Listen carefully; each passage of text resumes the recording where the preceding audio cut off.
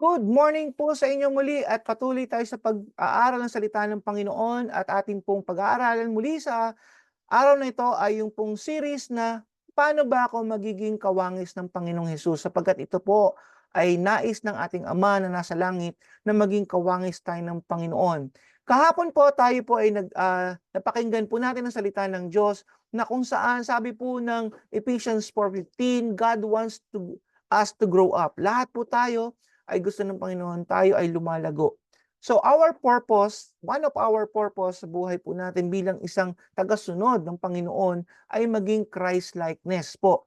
Maging kawangis tayo ng ating Panginoon sa pananalita, sa gawa, sa pag-ibig, at sa paglilingkod po.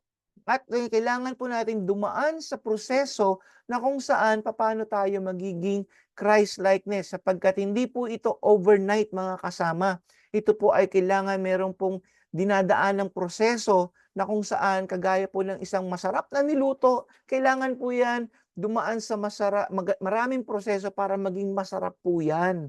Ganun din po ikaw at ako. Kailangan dumaan tayo sa isang magandang proseso at para makita po yung pinakamaganda sa atin which is si Kristo Jesus. So paano nga ba tayo lalago spiritually? Na pag-aralan natin kahapon, kailangan natin mag-worship. Number one, matuto tayo mag-worship sa ating Panginoon because as the Spirit of the Lord works within us, we become more and more like Him. So, pag ang Diyos po nasa sa atin, nakakapag-worship tayo ng maayos. Ito po yung culture na kung saan binibigyan natin ng importance ang ating Ama na nasa langit. Pangalawa po, ang nais ng Panginoon ay magkaroon tayo ng fellowship. Hindi tayo po pwedeng mabuhay mag-isa lamang. No man is an island at kailangan mo maging bahagi ng small group o ng isang local church. So, sabi ng Colossians 2:19, we are joined together in Christ's body and we grow as we get our nourishment and strength from God. So, sa ating pong fellowship sa iba't ibang tao, tayo daw po ay magkakaroon ng paglago, magkakaroon tayo ng encouragement, magkakaroon tayo ng strength. At sabi nga yan, two is better than one. At kailangan nga po natin dyan yung may kasama tayo. Kagaya nga po ni Adan, mapansin po natin sa Bible, siya po ay nilungkot nung wala pang Eva nun. Pero nang binigay ang Panginoon si Eva sa kanya, nagkaroon siya ng maging masiyahin po si Adan. I believe kailangan natin hindi lamang asawa o partner, kailangan natin ng isa't isa na mananampalataya para tayo ay maging lumago sa pananampalataya natin. Bukod sa worship, kailangan natin ng fellowship. At ang pangatlo po, kailangan nating lumago. Lumago, growing, by growing po. Kailangan natin, sabi dito, God has gifted teachers. Meron binibigay ang Lord na mga leaders o mga tao na kung saan i-nurture tayo, ituturuan nila tayo, i-guide nila tayo, i-mentor nila tayo, i-coach nila tayo. Sabi ng Ephesians 4:13, so that we will be mature and full-grown in the Lord, measuring up to the full stature of Christ. Yan po ang binanggit ng Ephesians 4:13.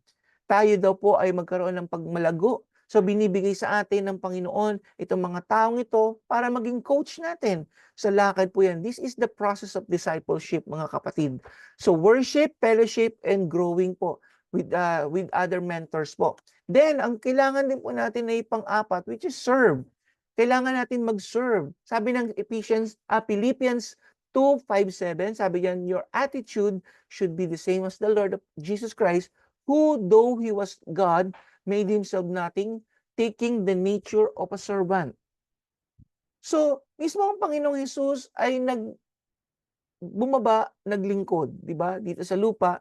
So, iniwan niya yung pagiging Diyos niya dun sa langit at that time, 2,000 years ago, para mapakita po bilang example yung kanyang pagmamahal. Sabi nga po sa Bible na kung saan sinabi ng scriptures, God so loved us, di ba? Na even though tayo po yung makasalanan, pinakita niya ang pagmamahal niya sa pamamagitan po ng Panginoong Hesus dun sa kamatayan sa krus, di ba? So tayo po ay pinakitaan ng Panginoon paano mag-serve. Hindi naman po kailangan tayo pumunta sa krus para mamatay, kagaya ng ginagawa ng iba. Pero ang sinasabi dito, yung paano siya lumakad sa mundong ito in 30 years mahigit. Yun po yung binabanggit dito ng Panginoon. Your attitude should be the same as that of Jesus Christ, who, though he was God, made himself nothing, taking the very nature of a servant. So serving is one of the thing para sa paglago po natin. We cannot grow kung a-attend lang po tayo sa small group or sa ating pong local church. We have to serve. You have to volunteer. Ano po ba ang maitutulong ko? Paano po ba ako makakapaglingkod sa ating Panginoon sa pamamagitan po dito sa simbahan? So serving is very important po sa paglago po natin. Then, ang isa pa po, lastly, sa ating pong paglago, spiritually, kailangan natin matutunan to share the good news. Kailangan natin maintindihan na tayo po ay gagamitin ng Panginoon maging witness. Yes, lahat po ng ginagawa sa atin ng Panginoon ay meron pong karampatan niyang plano. Ang plano po ay maging witness po tayo. I believe na naranasan niyo na ang kabutihan ng Diyos. Yes, may problema kang pinagdadaanan o dumaan ka sa mabigat na problema, pero kung bibilangin mo, mas lamang pa rin ang biyaya ng Diyos compare sa mga problemang pinagdaanan mo. So, yung mga blessing na yan, ay masasabi kong sobra na yan. Pero, alam niyo po ba, ang mga problema ninyo ay inalaw din ng Lord, not for you na ikaw ay mahirapan. Ito ay isang part ng paglago po natin, kagaya ng mga estudyante, na sila po ay pinasok natin, di ba? Bilang magulang, pinasok natin sila sa school, hindi para parusahan. Sila ay pinasok natin sa school para matuto. Pero alam niyo naman po naman, di ba, pag pumasok ka sa eskwelahan, nandoon halo-halo ang nararanasan ng estudyante. At madalas na kanilang complain, sila ay nahihirapan sa kanilang subjects. So lahat po tayo na nakapag-aral, yan po ang ating karanasan sa eskwelahan. Pero gusto ng Panginoon, maranasan din natin itong mga struggles na yan. Pero pansinin niyo, out of that struggles, nagkaroon tayo ng maturity sa school, right? Amen? So, doon sa school, natuto tayo. Because of the struggles, hindi lang yung recess time. Hindi lang yung ibang activities natin. Hindi lang yung mga barkada natin sa school. Kung hindi yung stress na binibigay sa atin doon sa mga subject academics, di ba? Doon tayo nagkakaroon ng push to do more. So yung mga problema po natin, that is a disguise lang po, blessing in disguise po yan, na kung saan God is pushing you to grow up, mag-mature ka, matuto ka dyan. So part of your growth, kung bakit ka nakakaranas, kailangan mo yung i-share. Okay? Yung i-share mo yung tagumpay mo doon. Kaya nga po mga kabataan, di ba, masayang-masaya yan pag nakagraduate sila ng isang school year. Masayang-masaya yan. Minsan nandun pa yung nervous nila na baka hindi ako pumasa, di ba? Pero pag nakita nila, uy, pasado, nakalagay nila doon sa class card nila, pass. Sino pinakamasaya? Di ba yung dumaan sa struggle? I believe ganyan ka rin, kapatid. Maaaring hindi mo lang nakikita yun kasi walang tatak. Pero nakita mo na pagtagumpayan mo yung struggle mo. So, ganyan po ang plano ng Panginoon. I-share natin yung naranasan natin sa ibang tao. Hindi naman kailangan nasa pulpito tayo lagi para i-share ang ating pong mga karanasan sa Panginoon. Kung hindi yung small things lamang sa kapwa mo, sa iyong kasama sa trabaho, sa eskwelahan, o sa kapitbahay man sa community mo, you can share. So these are the process of discipleship. These are the process para ikaw ay lumungo. Number 1 is worship. Number 2 is fellowship. Number 3, you have to have a mentor or a coach or leader dun sa small group mo. You have to be belong. Hindi lang doon attend ka sa small group. You have to stick with your leader. Yan po yung mag-guide sa atin or your pastor. Serving ang isa rin po sa isang proseso sa ating pong paglalago. Hindi lang a-attend tayo sa small groups or sa ating local church. Kung hindi matuto tayo mag-volunteer, how can I serve? Diba? And lastly, you have to share the goodness na naranasan mo sa ating Panginoon. Yung mga victories mo.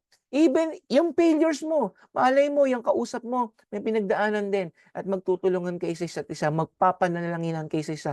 So sharing is very important doon po sa ating pong buhay pananampalataya. Pero meron po akong i-share sa inyo 3 unusual tools God used to make us become Christ. Number 1, God uses trouble to teach us to trust Him. Yung kagaya ng binanggit ko kanina sa inyo, kasi ito po yung nakasulat sa scripture. In Romans 5:3-4, troubles produces patience. Yung pong problema natin, yung mga sitwasyon sa ating buhay, nakakapag-produce yan ng patience. Minsan nawawalan tayo ng pasensya, di ba? Gusto natin instant kaagad. Pero tinuturuan tayo ng Lord na magkaroon ng pasensya. Patience produces character, and character produces hope. So this is the word. According to the scripture, patience produces character, and character produces hope. So ipagpapatuloy po natin bukas ang ating pong series na ito na kung paano tayo magiging Christ-like. So nais po ng Panginoon na subaybayan po natin to at patuloy po sana mag-take notes po kayo para ito po ay hindi lamang po naririnig ninyo, ito po ay maisabuhay nyo. Amen? At meron din po tayong YouTube channel na kung saan hindi niyo man makita sa Facebook ito, puntahan niyo lang yung YouTube channel ko. Nandun po nakakompile yung mga sharing po natin daily. So, maraming salamat po sa inyong pong pakikinig at pagsubaybay. Manalangin po muna tayo bago tayo maghiwa-hiwalay. Salamat po muli, Ama, sa inyong mga tinuturo po sa amin. Salamat po, Panginoon, na nais mo kaming maging katulad o kawangis ng Panginoong Hesus to be Christ-likeness, O God. I pray that everyone here, Lord, magkaroon sila ng desire, passion, Panginoon, na i-achieve nila, Lord God, yung nais mo, Panginoon. Kagaya ng estudyante, nag-i-struggle, pero nais niyang graduate, O God. Kaya po, Lord, tulungan niyo po ang mga kapatid ko na nananampalataya sa iyo, na sila rin po ay magkaroon ng maturity sa kanilang pong spiritual life. In Jesus' name, Amen. So, kita-kita po tayo muli sa ating pong part 3 ng series po ito. So, God bless you all.